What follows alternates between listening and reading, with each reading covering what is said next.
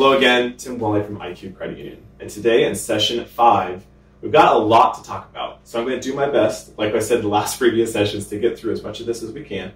But we're going to talk about putting a business plan together. We're going to talk about a budget, which is, I know, super exciting, but some of the things you definitely will need for your business. And then we're going to be talking about finding an investor to pay for some of the things for your stand. So jumping in, we've got our business plan. So what is a business plan? Think, Woody. Think. Oh! Basically, it's just a collection of everything you've already written down so far. It's an accumulation of all the decisions that you've made with your lemonade stand. So on this page, you're going to be looking right here at your business plan. The nice thing is it's got all the page numbers listed right next to each of these little sections. You'll see that in your lemonade booklet of where you've already written those down. So basically, you're just pulling all of that information into one spot. So it's a great, easy place for you to look at. This is going to be really important for you to basically kind of know where your business is at, and it keeps everything organized, keeps everything on the same page, and especially if you're going to be talking to people, especially about finding an investor, they're going to want to see this business plan. They're going to want to see what you've put together already, and they're going to want to feel why should they give you money to potentially buy all the things that you need for your stand. So on this one, take your time with it. But again, it's really nice that you can just pull the information from the other pages that you've already done. So that one is one that you can definitely do with a business partner or a mentor if you've got somebody that you've been working with already. And then also what you're going to be doing next is figuring out a couple things about managing the money and putting things into perspective of what you're going to need to making profit, how many cups of lemonade are you going to be selling, and that is where your budget is coming in. Because we want to make sure that you achieve the dreams and the goals that you set for yourself. So this is where budget is really going to put everything into perspective, and you're going to be able to figure out how much those things are going to cost, and then also how much you need to sell. So on this page right here, we're going to basically figure out how many cups of lemonade do you need to actually sell to meet your goal. One of the things you want to look at here too is you look at your lemonade lesson. Make sure you go through these two on each of the pages. It's going to be really important too. You're going to learn a lot from those, and they're going to help you figure out how to fill out these other pages.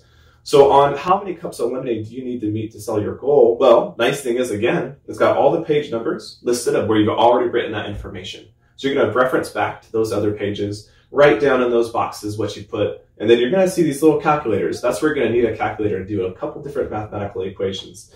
And luckily, it'll show you right in there too as well how you're going to be able to do that. Again, if you don't feel comfortable, bring in your mentor or a business partner or someone in your family or community that can help you with this as well.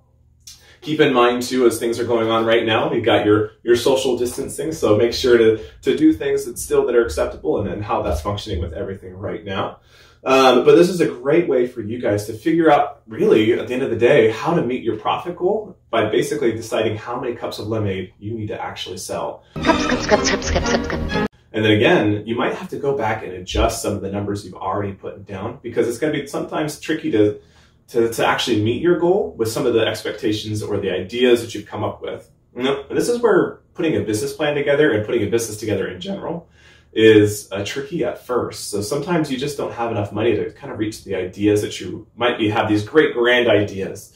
And that's okay. But sometimes you have to figure out, okay, what can I do right now? And then maybe down the road, I can expand upon my ideas or can build upon those ideas. So think about that as you're filling this out too. You don't have to do everything at once, but if you can find an investor who will help you out with that, that'll be fantastic. But know that you can always build upon and keep growing and growing and growing your business. With that too, we're also going to put together your budget. So on my budget, this is just a great reporting tool. So you need to do reporting with businesses. You need to make sure that you're reaching your goals. And to do that, you're going to have to figure out some ways to track that. And your budget is going to be great. So on there, you've got your expected revenue, what you think that you might be making, and you're going to use that price per cup calculation on this side, or how much you need to sell. From that, you're going to be using that to figure out your expected revenue. We've got your expected expenses. How much is all the things that you put together going to cost? And then, of course, down here at the bottom, we're going to compare your expected profit to your profit goal. Does it match up? Does this calculations that you've done here and the math that you've done here, does that match your profit goal? And again, you might have to go back and adjust some of the things that you put down and really figure out where you need to spend your money to make your stand as successful as possible. Now, to make your stand a possibility, what you're going to also have to do is you're going to have to find an investor. Yes, so this is also pretty interesting. You're going to be doing a couple different things. It could be quite a few different people that could be your investor. For example, we've got our tips down here. It could be a parent. Could be an older brother or sister. Could be a family member. We've got a friend, neighbor, friend of the family, maybe that business partner we've talked about. Or you can also go to your bank, savings and loans, or credit unions in the area. I know they'll be giving loans out to you guys as well. The one thing that they're going to want to see is that business plan that you've put together. So when you go into an investor and ask them for money, what do you say, right? How are you going to tell them about your stand? Well, there's a couple things you're going to write down first. You're going to stop and think. You're going to write down how much do you actually want to borrow. And that is from your expenses that you put together. How much do you think your lemonade stand is going to cost? Then you will ask whoever it is, you're going to write their name right there to be your investor. If you look here, we've got a great section for role play. And this is where you're going to figure out, you can work with somebody to practice what you're going to say and how you're going to say it. One of the things you can talk about is you can say, you should invest in my business because, and like I said, I like to keep coming back to that why. So why do you want to do your stand? What's specific or unique to your stand? How is your stand going to stand out? I like to keep saying that your stand out.